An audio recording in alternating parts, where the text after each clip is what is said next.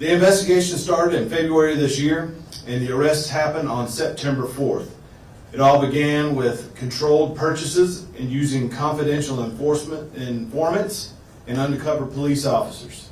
Following complaints from the community about drug activity and violent crime in the area of Clover, including a shooting at Roosevelt Park in Clover during the Little League baseball game when kids were on a field playing. That's when the investigation intensified.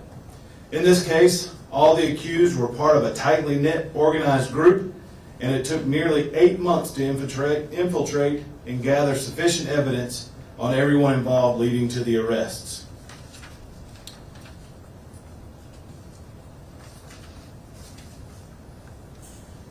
To the table to my right, you'll see that there were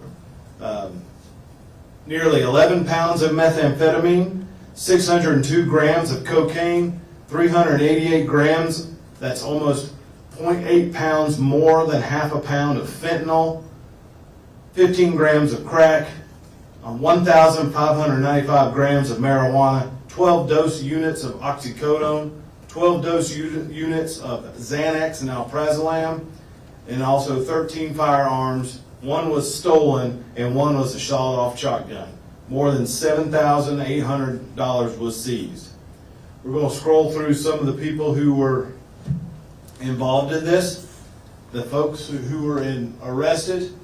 The entire operation was run through a barbershop in Clover, barbershop/convenience store at 501 Kings Mountain Street in Clover. Next slide. Aaron Jerome Floyd, he was arrested with 11 pounds of methamphetamine. He is one of the top people in the group.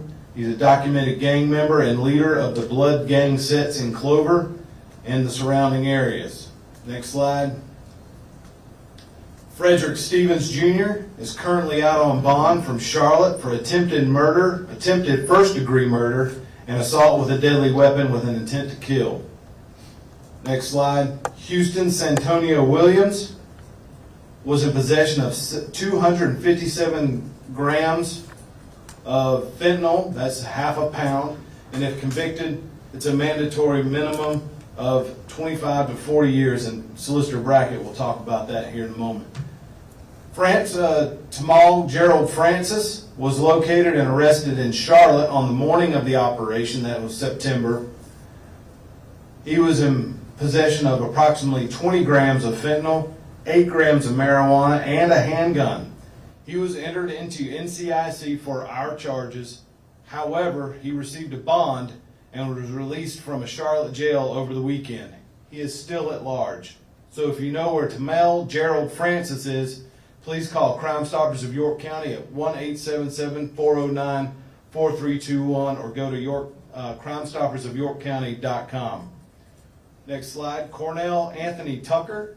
Tucker lived in the barbershop where the incident took place at 501 Kings Mountain Street.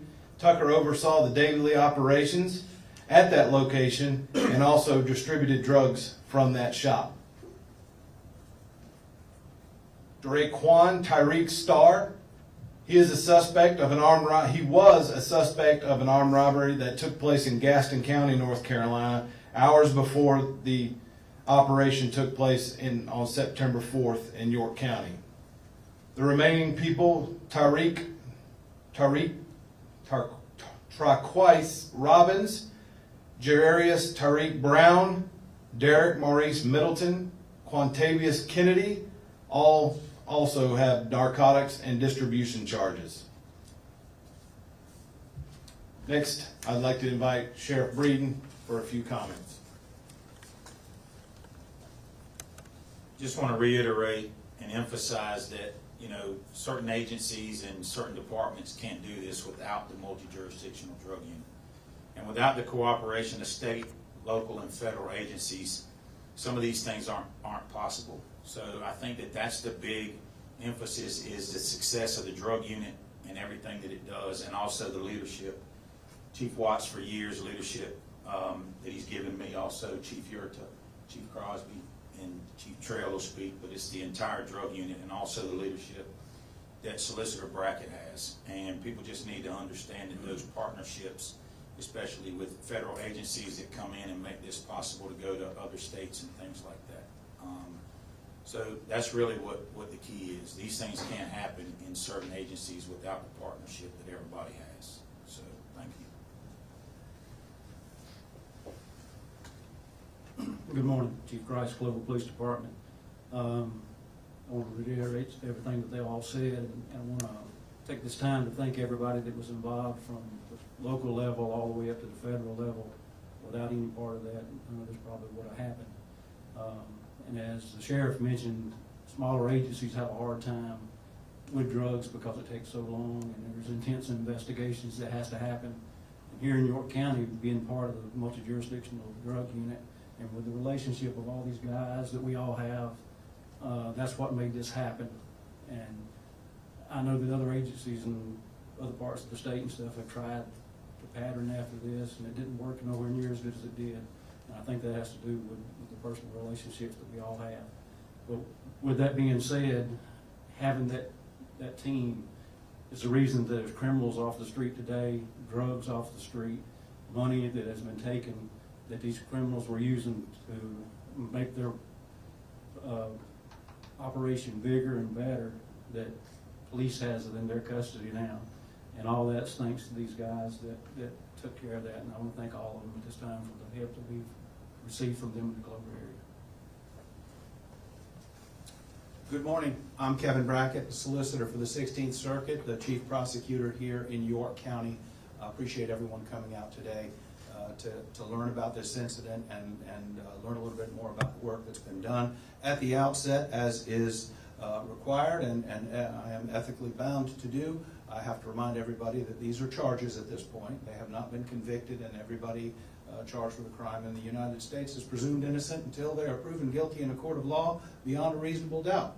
That is a burden that I am very excited to meet in the courtrooms here in York County because of the outstanding work that's been done by the multi-jurisdictional drug enforcement unit. For those of you that aren't familiar, more than 25 years ago, almost 30 now, all of the agencies in York County came together to form a one central unit to deal with narcotics and the problems that are posed by narcotics in our community.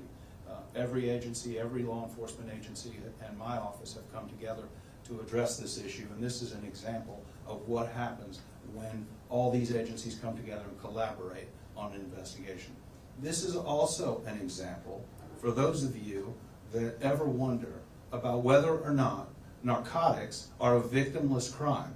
When you look at what goes on with narcotics and the attendant violent crime that surrounds narcotics trafficking, you cannot help but notice that violent crime and dealing drugs they go hand in hand like peanut butter and jelly. Half of my homicides are drug related. So the work that they're doing doesn't just interdict narcotics and make it more challenging for dopers and addicts to find drugs and for people to sell and make money and profit off of the addicts. It also reduces violent crime. So we're very, very grateful for the work that the multi-jurisdictional drug enforcement unit does. We're also, we have had the narcotics or the fentanyl trafficking statute in place now for about a year and a half. And that statute is already proving to be a very, very useful tool in dealing with the damage that fentanyl does to our communities and the number of people that are dying every single day in South Carolina. The last time I looked, it was 5 a day. It was 1 every 3 to 3.5 days in York County. Those numbers are coming down, which is good news. The bad news is that the numbers are coming down because people are just, we're running out of people to die. The addicts are dying, and I think that is one of the tragedies that's come about from the fentanyl epidemic, is that it is killing the user base and reduction of demand because the people who buy it are one by one dying off. So I don't know whether anybody has any questions about this, but again, this is the right here on the table in front of me. This is the evidence, and this is the proof that narcotics are very much a problem in our community, and the work that the team has done in this particular case, particularly with some of the violence that surrounded these guys and the allegations against them for shooting up a baseball field with a bunch of kids on it, That is absolutely unacceptable. And one of the other things I did want to mention is that we have people who come down here from Charlotte. This is something that has, if you've been following me for any amount of time, 20 years ago, I put a billboard up at the state line with faces of people that were convicted here in York County, but they came down from Charlotte natives who were getting large amounts of time. I hate to report, but the situation has improved in 20 years.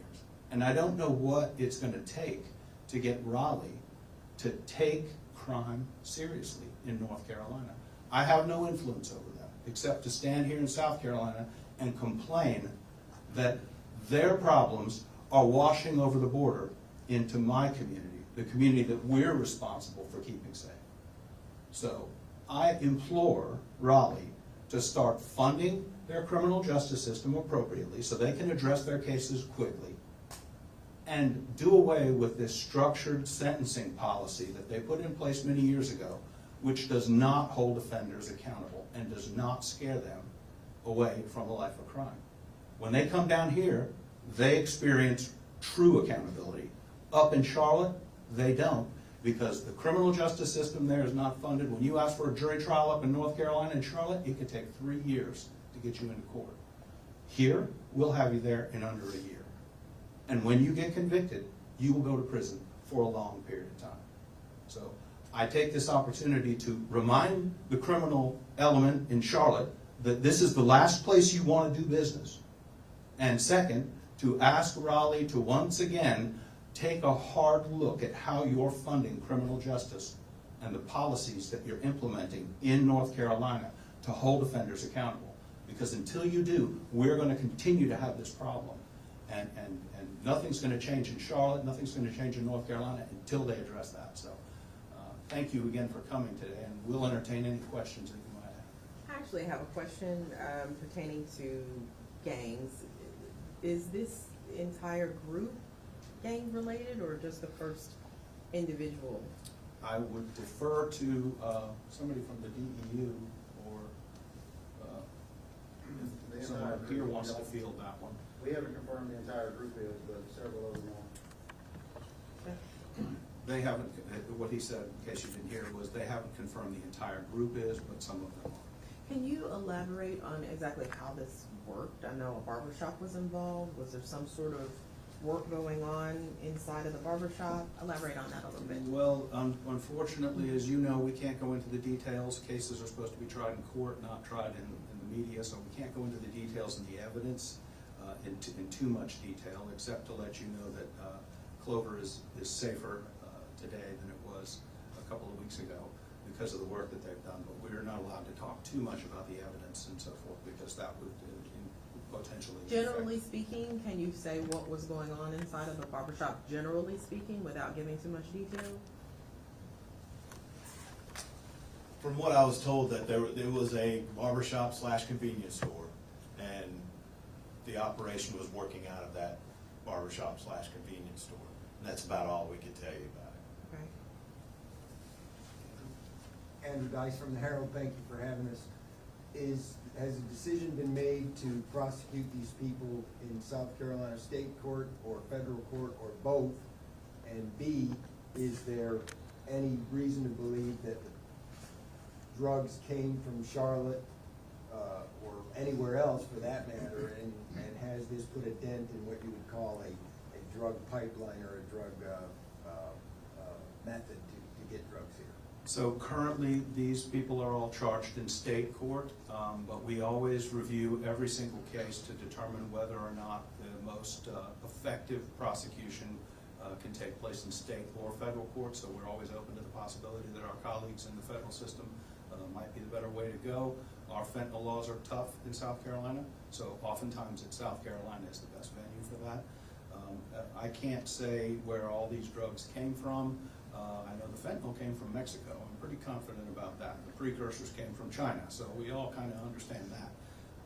But as far as the impact, the overall impact, it's hard to gauge, but I can tell you the direct impact in Clover is significant. It is harder to find drugs today than it was 2 weeks ago, as I There's always people that are willing to foolishly step up and take people's place, and we'll deal with them as they do. But right now, it has definitely had a very positive impact on narcotics, the ease with which people can find drugs in Clover, at least in the short term. Can you elaborate a little bit more on the murder, the suspect that had been charged with murder in North Carolina? So he was out on bond in North Carolina and then found to be involved in this as well? Is that what you all are saying?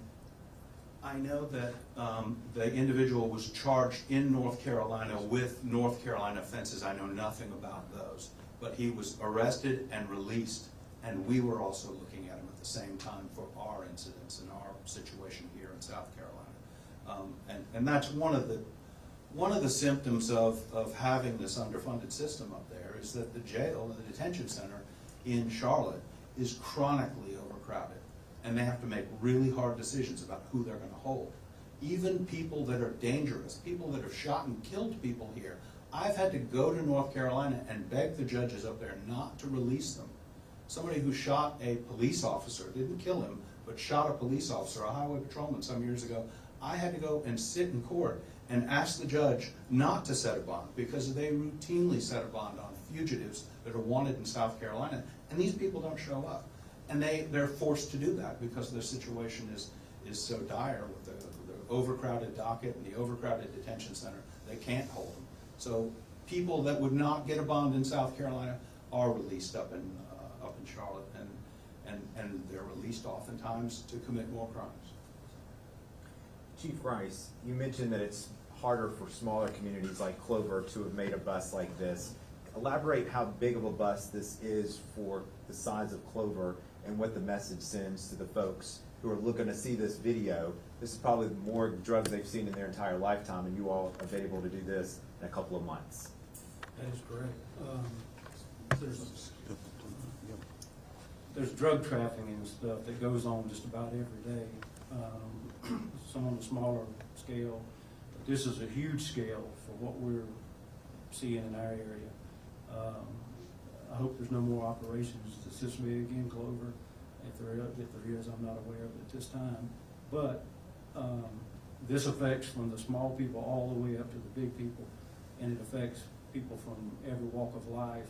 And Clover is a whole lot safer because of this.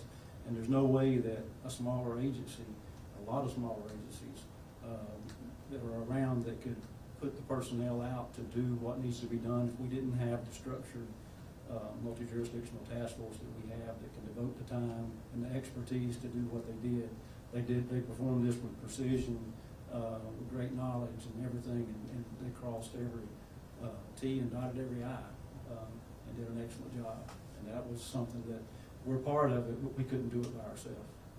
Can you talk a little bit more about, and I just have a two-part question, and you may not be able to comment on one of these, but obviously we were out there when the incident happened at the baseball game. Is there any more you can say about what was going on there in hindsight?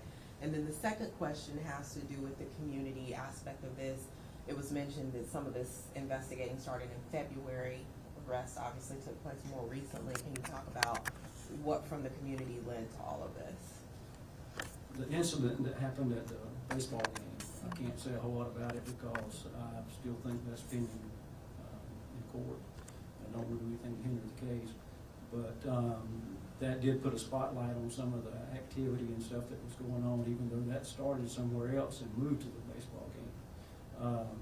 But the drug team from that point stepped up their investigation to help get some of these people off the street that were involved, that went hand in hand together, if that answers your question without. That's helpful. Yes, that's helpful. I have a question for Sheriff Breeden, if I may. You keep saying Clover, and Clover is 1 mile in a circle with about 8,000 people, but the address of Clover is 30,000, 40,000 people, includes Lake Wiley, includes all the way up to the state line, down to almost to the Rock Hill city limits, Chief Watson's territory, have Clover addresses over by Lake Wiley. Can you address how you are handling this kind of problem in northwestern York County that literally touches Charlotte. Yeah, I mean, and that, it just goes to speak, you know, like I said, it's not all just Clover downtown. And historically, some people on social media even think Lake Wiley's its own place, and it's not. But it's, you know, the thing is it's the same thing that with the multi-jurisdictional drug units. Some things may start in Rock Hill that they discover some of it's involved in Fort Mill. Some of it may start in Fort Mill that bleeds over into the western side. And that's the whole reason for the success of a multi-jurisdictional drug unit, because with the north and east and a west office, they all work together. They're all doing their independent things, but at any given moment, they're all combined and working a case that, like you said, could go all the way across jurisdictions. So the whole key of the success of all of it is the leadership that they have, and that they're all willingness to work together, in each office functioning individually and then also together when they need to. So when you have that kind of thing, you don't think of it in terms of Clover, York, Rock Hill. You think of it as York County, and everything's encompassed in it. So that's what the whole purpose of it is. We don't think in terms of just this area and that area, because sometimes they all flow together. So that's what is what really comes from. I have a follow-up to that, if I may. Solicitor Brackett was direct in what he said to persons who might commit criminal acts. Is there anything that you, as a sheriff of York County, 330,000 people, that you protect every day, that you want to tell these people who are selling dope in your county? Well, I mean, he said it. You know, we can't control what Charlotte's going to do, but we can control when you get here. And all of our people are constantly focused on it, and we're not necessarily. We also don't base our decision on what your driver's license says. If you break the law here, we're going to go after you. It doesn't matter where you're from. If you didn't learn a lesson from up there, then come down here and learn a lesson. But we can't control where people are going to come from. Doesn't matter. One more question. I'll ask it if nobody else. Does this preclude any other interdiction efforts, I-77, Highway 49, the bridge there, the ingress and egress to York County from North Carolina? Should the public look for, more importantly, more interdiction efforts for drugs coming in and out of York County? Y'all aren't done, are you? No, I think we can. All right. Okay. Okay, thank you everybody for being here. We appreciate it. I have all the information that you need from what was on the screen up here today, so if you have any other questions, feel free to ask them afterwards. But we're concluding the news conference for today. Thank you. Queen City News Plus. Just search Queen City News on your smart TV's app store.